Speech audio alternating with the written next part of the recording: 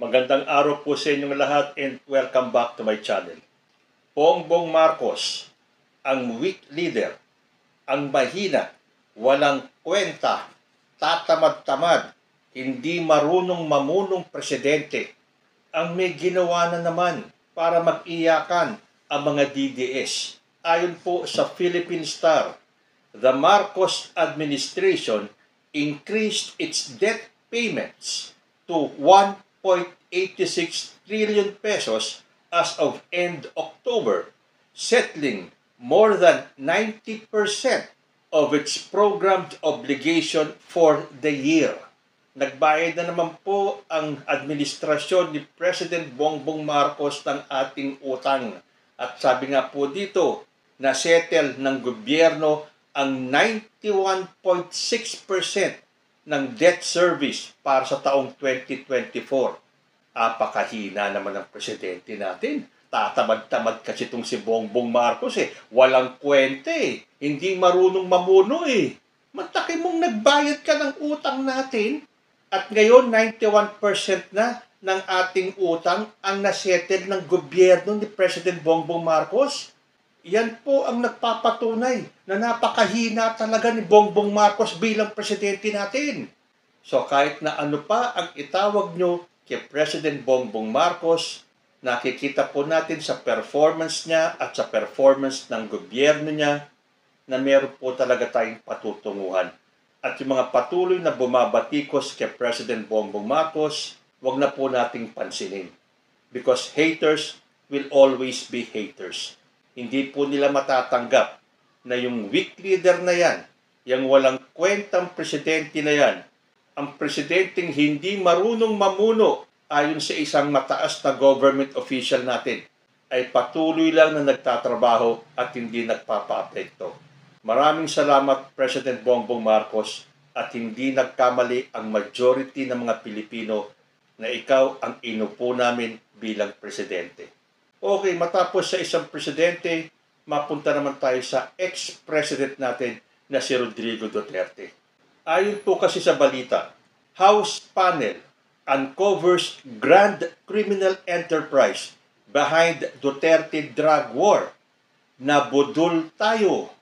Ang mga ebidensya at testimonya sa investigasyon na isinagawa ng House Quad Committee ay naglantad sa isang grand criminal enterprise na kinasasangkutan ng matataas na opisyal ng gobyerno, systemic corruption at international drug trafficking networks sa likod ng giyera ni dating Pangulong Rodrigo Duterte laban sa iligal na droga. Inihayag ng mga miyembro ng Quad Committee ng Kamara na isang grand criminal enterprise ang natuklasan nila sa ilalim ng administrasyon ni dating Pangulong Rodrigo Duterte. Ayon kay Antipolo Representative Romeo Acop, ang sinasabing war on drugs ni Duterte ay hindi lamang isang kampanya kontra droga, kundi isang pantakip sa iligal na negosyo ng droga na pinoprotektahan ng mga matataas na opisyal ng gobyerno. Ayon kay Antipolo 2nd District Representative Romeo Acop, let us not forget that countless lives were lost in the war on drugs.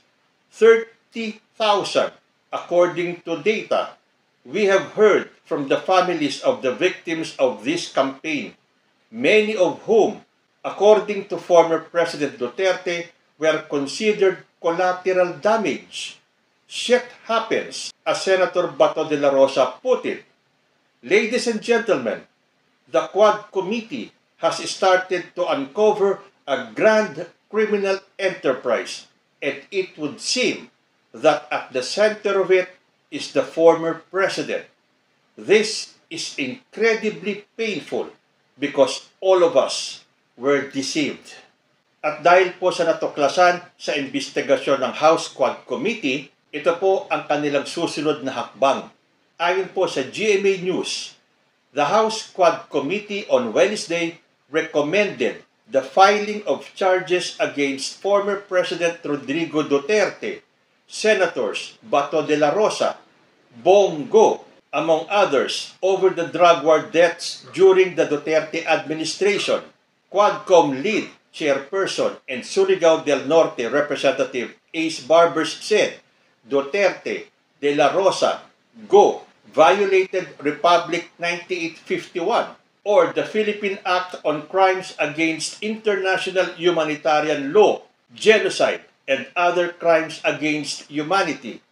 Also found liable by the House panel were former police chiefs Oscar Albayalde and Debold Sinas, retired police colonels Royina Garma and Edelberto Leonardo, as well as former Palace Assistant Ermina Muking Espino.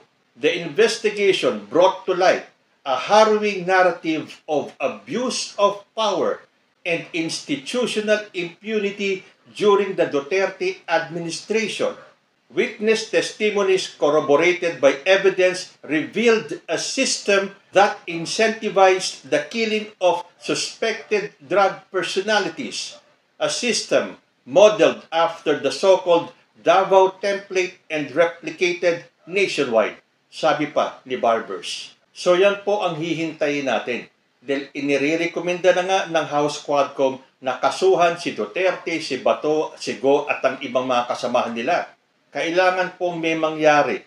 Kailangan makita natin na tutuluyan nilang kasuhan ang mga taong ito. Dahil kung hindi, mapapatunayan lang ng mga DDS na sinisiraan lang si ex-President Duterte kasama na si Bato de la Rosa at si Bongo. Dahil kung totoo itong sinasabi ng Kamara, abay talaga pong napakasakit nito. Lalong-lalo na sa mga Marcos loyalist na ibinoto at sinoportahan si dating Pangulong Rodrigo Duterte noong 2016 elections. So kailangan pong may gumalaw, may kumilos, maghain na ng kaso. Kung hindi, pagtatawanan lang kayo ng mga DDS. You have to walk the talk. Dahil masakit po talaga ang mabudol. Ayon nga po sa isang dating malapit kay former President Rodrigo Duterte na si Ramon Tulfo, masakit daw sa House Quadcom ani Antipolo Representative Romy Acop ang matuklasan na si dating Pangulong Digong ang pasimuno ng Grand Criminal Enterprise sa kanyang administrasyon. Napakasakit po nito dahil pawang tayo ay nabudol ayon kay Acop. Kung totoo ang findings ng House Quadcom, mas matindi ang sakit na nararamdaman ko dahil ang inyong lingkod ang nag-udyok at nagtulak kay Digong na tumakbo bilang Pangulo ng Bansa. Sabi pa ni Montulfo, gusto kong humagulgol sa sakit ng loob. Di kaila sa karamihan na ako at si Digong ay madikit na magkaibigan. Our friendship dates back to the early 1990s. Parang kahapon lang nang sinabi ko kay Digong sa hapagkainan sa isang restaurant sa Davao City na siya ang susi ng katahimikan ng bansa. Sabi ko, kung siya ang maging presidente, baka titino ang mga nasa gobyerno at masusugpo ang kriminalidad gaya ng ginawa niya sa Davao City. Kung hindi ako nagkakamali, mga 3 hanggang 4 na taon bago ang 2016 presidential election when I broached the idea to him. Ang sagot niya ay, loko-loko raw ako dahil wala naman siyang national prominence at pera na itutustos sa kanyang kampanya. Sabi ko, iboboto siya ng masa on a platform of good government and elimination of drugs. Noong early days of his presidential campaign, kapos ang kanyang kampo sa funding, walang ibig magsuporta sa isang kandidato na mababa sa survey. To fund his early campaign, I approached some of my businessman friends and got 65 million pesos. If memory serves, a Davao City merchant named Ed Bangayan was with me when I received the campaign money. I also pleaded with an American political strategist, makers of several U.S. presidents, to help in the campaign. The rest is history. Pagtatapos ni Montulfo. So kung totoo itong sinasabi ni Montulfo na siya ay tumulong para makalikom ng pera para sa itutustos sa kampanya ni Rodrigo Duterte, Dalawa pala sila ni Amy Marcos na tumulong kay Digong. Pero ang sinabi dati ni Digong, tanging si Amy Marcos lang daw ang tumulong sa kanya para sa kanyang kampanya.